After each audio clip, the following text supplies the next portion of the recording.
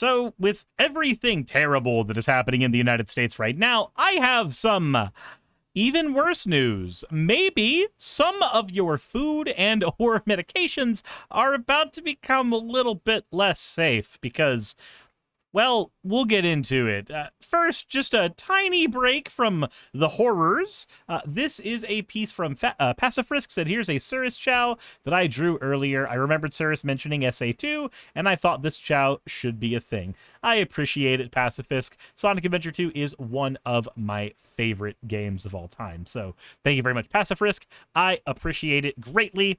That said, thank you very much for your fan art submission. If you want your fan art to be shown in a future video, the best way to do so is to drop it into the fan art section of the Discord.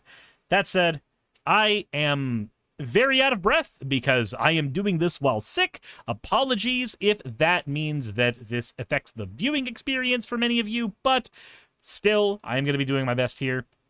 I mentioned that a lot of your food items are about to be a lot less safe, and here is the why. I don't want to alarm any of you, but RFK Jr. and Doge have terminated thousands of experienced public health professionals on April 1st of all days.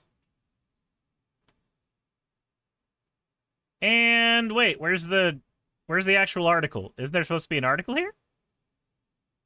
I thought there was an article here right now. Continue reading with a Vanity Fair membership. Ah, that's so cute. We ain't doing that shit. That's so cool. Anyways, we're gonna read this anywho without actually getting the digital access. Because it turns out if you just stop a page from loading and then select all on the page in the middle of it, it can short the damn thing out. Anywho, so we're gonna read this in blue today. You and me. If you've ever used eye drops that didn't blind you, thank Dr. Timothy J. Paholis. As of yesterday, he is gone. And if you've ever been infected with a sterile drug that helped, or injected with a sterile drug that helped heal you instead of killing you, you relied on the services of the FDA's Office of Manufacturing Quality, where Paholis worked for 15 years and was a senior policy advisor. Paholis was one of the FDA's few leading experts on sterile manufacturing for drugs. He said that I worked to ensure that when people get in purportedly sterile drug product, that is actually sterile, as in free of any contaminant, toxic, or otherwise. He also helped write policies that guided manufacturers, worked to close loopholes that threatened safety, and trained the FDA's investigators to uncover sterility failures at manufacturing plants scattered across the globe.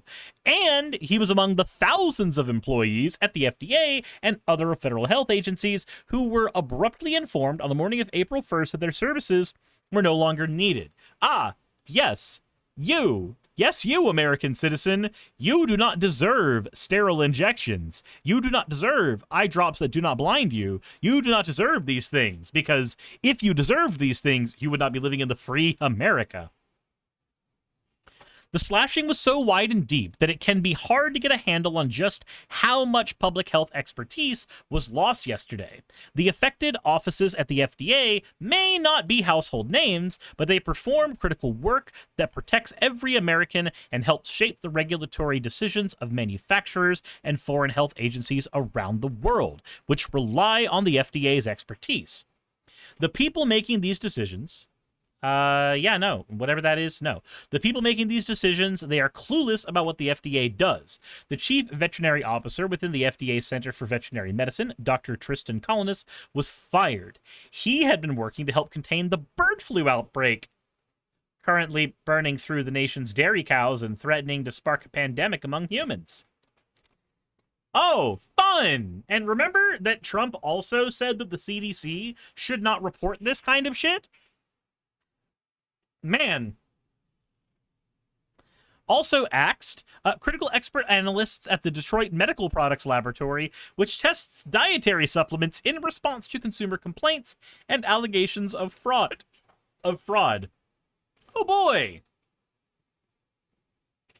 And though the nation's new health secretary, Robert F. Kennedy Jr., has pledged radical transparency, because of course he does, all of the roughly 24 employees at the Centers for Disease Control and Prevention Division that handled Freedom of Information requests to provide journalists and researchers with agency documents were informed that their jobs were being eliminated. The FDA's entire media team was booted as well. So even the people who would be able to report on this and get that information out to the public, they're all gone too. That's fantastic. Isn't that just wonderful? Aren't you so happy about what's going on in your country? Aren't you so happy about all this? The cuts were so sweeping that former FDA Commissioner Dr. Robert Califf, who served under President Biden, posted on LinkedIn that the FDA, as we've known it, is finished, with most of the leaders with institutional knowledge and a deep understanding of product development and safety are no longer employed. I believe that history will see this as a huge mistake. It may be a good idea. Just saying, those of you who have the ability to purchase canned goods that can last for a long time, it may be a good idea for some of you to start over-purchasing those goods, at least for the next month or so that anything that is, anything that has been manufactured under the guidance of the previous administration is what you'll have your pantries stocked with. On March 28th, just days before this unprecedented bloodletting, the biotech world was rocked by the news that Peter Marks, the FDA's top vaccine official, has also been forced out by RFK with approval from the incoming FDA commissioner, Dr. Marty Markey. Markey had helped drive Marks had helped drive COVID-19 vaccines across the finish line. It was perhaps the greatest achievement of Donald Trump's first term. Not that the MAGA and Maha faithful see it that way. Mark's pointed resignation letter stroked fear that Kennedy Jr., a longtime antagonist of childhood vaccinations, plans to sow greater public doubt about the safety of vaccines. As Marks wrote, it has become clear that truth and transparency are not desired by the secretary, but rather he wishes subservient confirmation of his misinformation and lies. No one at the FDA replied to Vanity Fair's request for a comment. A White House spokesperson referred us to a Health and Human Services press release from March 27th that stated that the reduction of 10,000 employees across health agencies would consolidate HHS's 28 divisions into 15 that would prioritize ending America's epidemic of chronic illness by focusing on safe, wholesome food, clean water, and the elimination of environmental toxins. So I'm just going to let you know right now, if anybody is talking about your health and they use the word toxin, run the fuck away. Because very, very likely, people don't know what the fuck they're talking about the nanosecond that they use that word. The nanosecond anybody uses toxin, I am generally under the assumption that they're going to tell me to do a freaking juice cleanse at some point. By 6 a.m. yesterday, a nightmarish scene was unfolding at the FDA's White Oaks campus as employees arrived. A security team working under the so-called Department of Government Efficiency, or DOGE, lined them up and checked their bags against a list. Those targeted for elimination, including Polis, were then handed what were being called RIF letters, reduction in force letters, with their jobs eliminated on the spot and in front of their colleagues. The scene was brutal, one FDA employee told Vanity Fair. People were sobbing and crying like I never thought I would see. These pathetic lunatics chose April 1st as if this was a joke. People were being embarrassed in front of their coworkers and hand-delivered these notes of no-go. Relying on algorithms rather than real-world understanding of how the FDA operates, DOGE lopped off key arteries of the public health system, decimating divisions for everything from the approval of new drugs to the regulation of tobacco products, and HHS fact sheet said that no food and drug inspectors were cut, but frontline staff members who accompanied them on inspections, helped analyze their findings, cleared their reports for public release, and brought unsafe manufacturers into legal compliance, those were all cut. Fun. One source says that inspections at overseas manufacturing plants have already been halted due to the lack of staff to coordinate travel and arrange visas. The FDA has allegedly reached out to some RIF staff to ask them to temporarily return to work so that inspectors already overseas are not stranded and upcoming inspections can proceed. Fuck no. If I got fired from my job, this happened to me. Also, Crystal Rose, thank you for the follow. This happened to me at a much smaller scale when I was younger. So I was in the process of leaving Hardee's to go to Walmart, which, you know, is not a step up in any way, shape, or form. But I was in the process of leaving Hardee's to go to Walmart. I had my 2 weeks notice in, and it was raining hard one day. I was scheduled for opening, and I was already not feeling well, and I only had a bicycle to get to work, which of course means when it's raining, it's a lot harder to get to work safely. So I called in and said that I would not be able to make it to work that day due to a combination of not feeling well and also the fact that it was raining as all hell.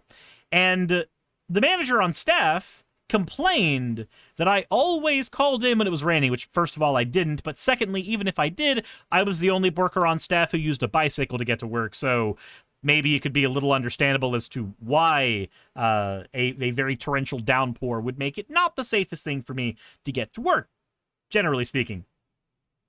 Now, as I said, hey, I'm not going to be able to get to work, she said, you know what? Don't even worry about serving out the rest of your 2-week notice. You're gone.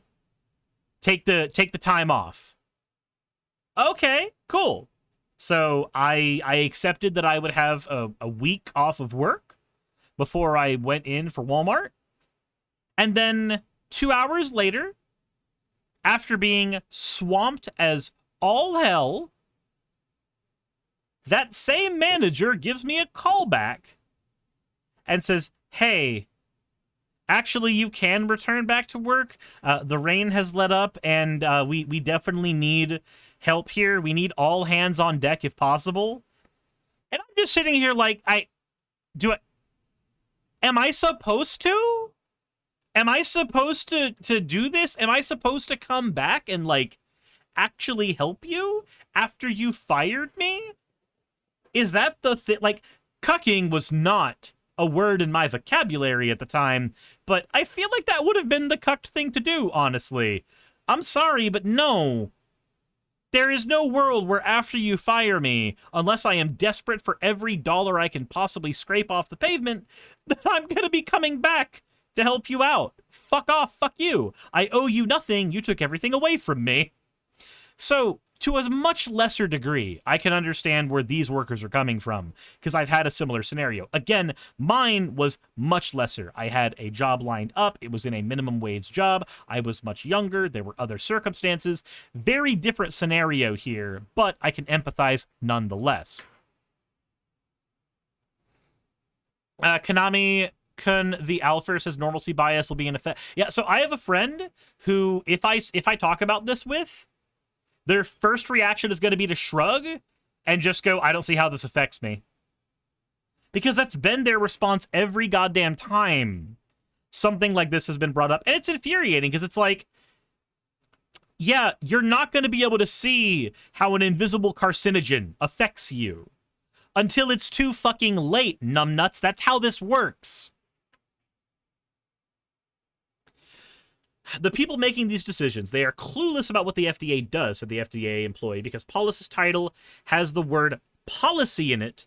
Did the Doge team assume that he was nothing more than a disposable desk jockey? In reality, when investigators in the field are confronted about a potentially life-threatening contamination that comprised drug sterility, Paulus was the person they would call. He's the one who helped them gather evidence and could halt dangerous manufacturing or shut down a pipeline of compromised products. Under current regulations, a registered facility can start selling purportedly sterile eye drops without having its manufacturing premises inspected first, as long as the products are sold over the counter without a prescription. In 2023, contaminated eye drops made in India and sold in the US led to severe infections that killed 4 Americans, blinded 14 of them, and led to 4 others having their eyeballs surgically removed. Paulus worked to get the products recalled and helped train manufacturers and FDA investigators to better understand the hazards. According to David Jaworski, a former FDA microbiologist and current senior advisor at the Parental Drug Association, the work Paulus did takes special training. You can't say that you're going to make a sterile aseptic product without having the knowledge of how contaminants take place. It's really critical to understand the biological nature of microorganisms. As of yesterday, 6 out of 8 members of Paulus's team were cut. They were the ones responsible for the intense review of some of the worst manufacturing lapses, including those involving sterility failure. And when you hear about terrible things on the news, that's us. And that's the end of the article that they wanted me to pay for. That definitely didn't happen. And oh, look, it's actually working now without being in blue. That's so cool. I love glitches in the system. Anyway, this is terrifying. This is absolutely horrifying to read. Knowing that things that should be safe for us, not just food, but like actual medications, things you take to make your life better and safer, are going to be less safe because the staff that are directly responsible for making sure that we do not see outbreaks of, in some cases, actual fucking death in regards to our medical infrastructure and industry, are being cut for no goddamn reason. Every financial decision that could be made right now by the Trump administration is the wrong fucking one. Let's cut all the experts out and instead put loyalists in. Dumb fucking decision. You're just going to get a bunch of people killed. Let's raise tariffs on a bunch of countries. Oh, now they're raising tariffs on us in retaliation. Oh, now things are going to be super expensive for American workers, and the government isn't even going to get that much money off of the tariffs because of the reciprocal taxes they are losing as a result. Axelid Knight says, remind me, was it RFK or someone different that spread germ theory denial?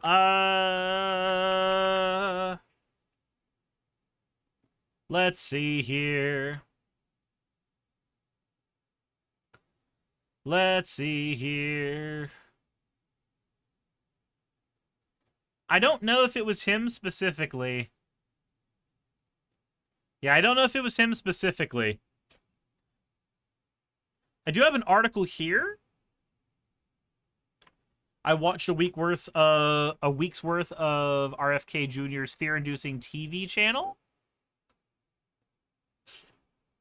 Kahneman says, yeah, that's a thing. I have not seen evidence of it, but if you can throw evidence at me in the chat faster than I can find it, that would be very, very helpful. Let's see here. I saw hospitals being compared to DUI checkpoints by a nurse who shared her opinion that you do not have to volunteer any information to healthcare workers beyond the reason for your visit, which includes refusal to fill out family history questionnaires. She seems to think genetic risk factors are not your doctor's business when they try to diagnose you. On CHD TV, most doctors simply cannot be trusted. The nurse also recommends a book detailing a holistic approach to viruses. And even if you don't think there are viruses, she commented, it's a holistic approach to being well. The denial of the germ theory of disease gained a foothold in anti-vaccine circles during COVID. Maybe they thought viruses aren't even real. Okay, so there's one mention of germ theory here on his channel, but there's nothing on here about him actually denying germ theory.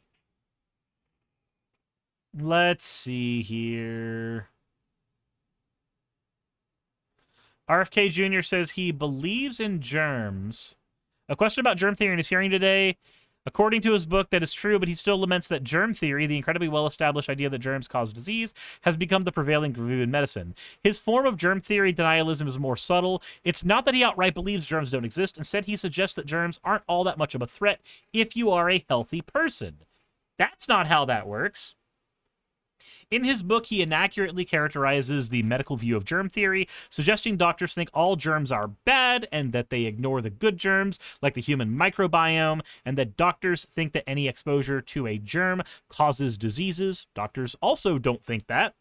He then rails against this false view of what germ theory is and provides an alternative view that swings the pendulum in the opposite direction.